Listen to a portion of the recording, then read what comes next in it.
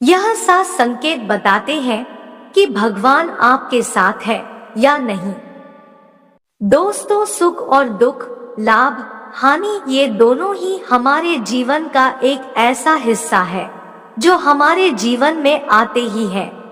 लेकिन आपको ऐसे बहुत से लोग मिल जाएंगे जो कि अपने जीवन में इतने निराश हो जाते हैं और वो भगवान के बारे में भी ऐसा सोचते हैं कि भगवान उन्हें भूल गया है, या फिर यूं कहें कि भगवान उनसे प्रेम नहीं करता है। लेकिन दोस्तों, क्या आप यह जानते हैं कि मन में आए हुए इस विचार का भी एक आधार है। हमारे कहने का तात्पर्य यह है कि हमारे धर्म ग्रंथ कुछ ऐसे संकेतों के बारे में बताते हैं जो यह सिद्ध करते हैं कि भगवान आज भी आपके साथ है, और इतना ही नहीं, वह आपसे प्रेम भी करते हैं। तो वह क्या संकेत है, ये जानने के लिए बने रहिए हमारी इस वीडियो में। दोस्तों, भगवान अपना प्रेम हर व्यक्ति को अलग अलग रूप में दिखाते हैं। किसी के जीवन में अपार दुख होता है तो किसी को जीवन में वह सब कुछ मिल जाता है जिसकी वह इच्छा करता है। मित्रों, जब किसी के जीवन में दुख होता है तो उस व्यक्ति का भगवान के ऊपर से विश्वास उठने लग जाता है और वह ऐसे सोच में पड़ जाता है कि क्या अब हमारे लिए भगवान का प्रेम कम हो गया है। तो दोस्तों, शुरू करते हैं कि वह सात कौन से ऐसे संकेत हैं जिनसे कि हमें यह पता चलता है कि भगवान हमारे साथ है या नहीं। नंबर 1, पहला संकेत है, जब आपके जीवन में बड़े बड़े दुख आने लगेंगे तो आपके मन में वैराग्य उत्पन्न हो जाएगा, भगवान से विश्वास उठने लग जाएगा और आपका मन भौतिक सुखों से आगे बढ़कर भगवान को जानने के प्रयास में भी लग जाएगा। मनुष्य को इस समय हताश नहीं होना चाहिए, क्योंकि यह दुख ही उनके मन में ईश्वर के प्रति प्रेम विकसित करने में सहायक होगा। यह उन्हें इस बात का एहसास कराएगा कि यह संसार दुखालय है और भगवान को प्राप्त करने में ही हमारा कल्याण होगा। ऐसी स्थिति में ईश्वर को पकड़े रहना चाहिए। नंबर 2, दूसरा संकेत है कि अगर ईश्वर आपसे प्रेम करते हैं तो आप जो कुछ भी करेंगे उसमें विफलता मिलेगी। जी हाँ, आपको यह सुनकर अजीब जरूर लगेगा, लेकिन भगवान का साथ जिनको मिलता है उन्हें विफलता जरूर मिलती है।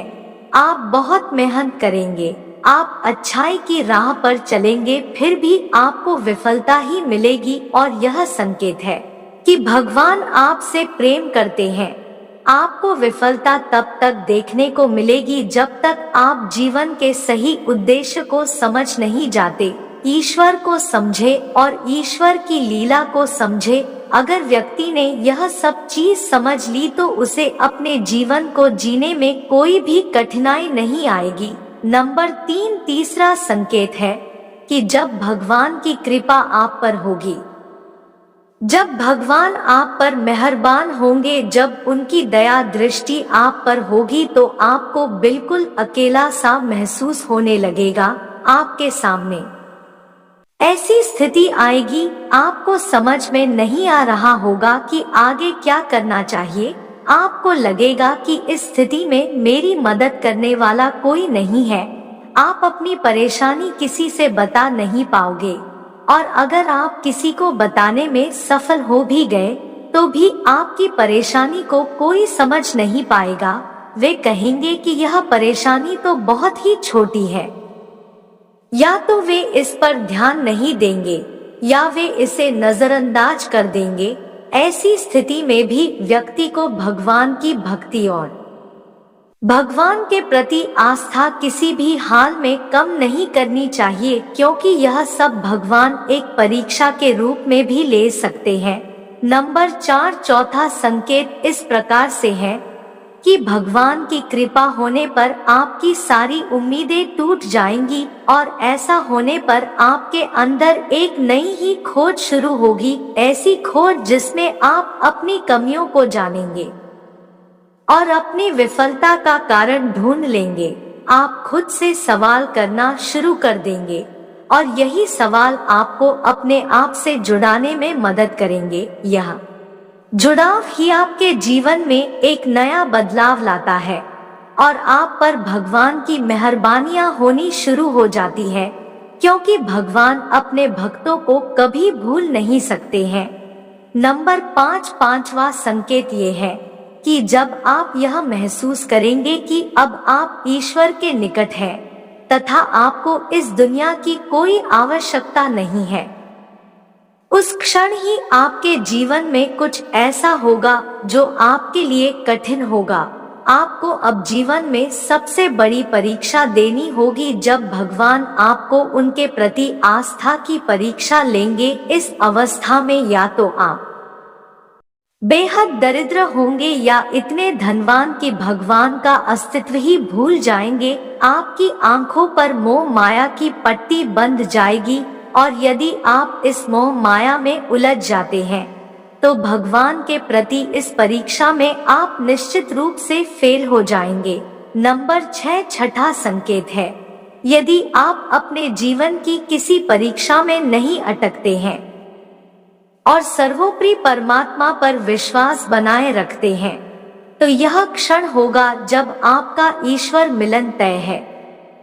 अब आप स्वयं परमात्मा का हिस्सा बन जाएंगे और ईश्वर के प्रति आपकी श्रद्धा इतनी अधिक और मजबूत हो जाएगी कि दुनिया की कोई शक्ति उसे नहीं तोड़ सकती। नंबर 7, सातवें नंबर का संकेत है, जो भी मनुष्य अपने गुस्से पर काबू रखने में सक्षम होता है और जो अपने मन को शांत रखकर मुश्किल से मुश्किल परिस्थितियों का भी सामना कर सकता है, ऐसे व्यक्ति पर भी ईश्वर की कृपा दृष्टि होती है।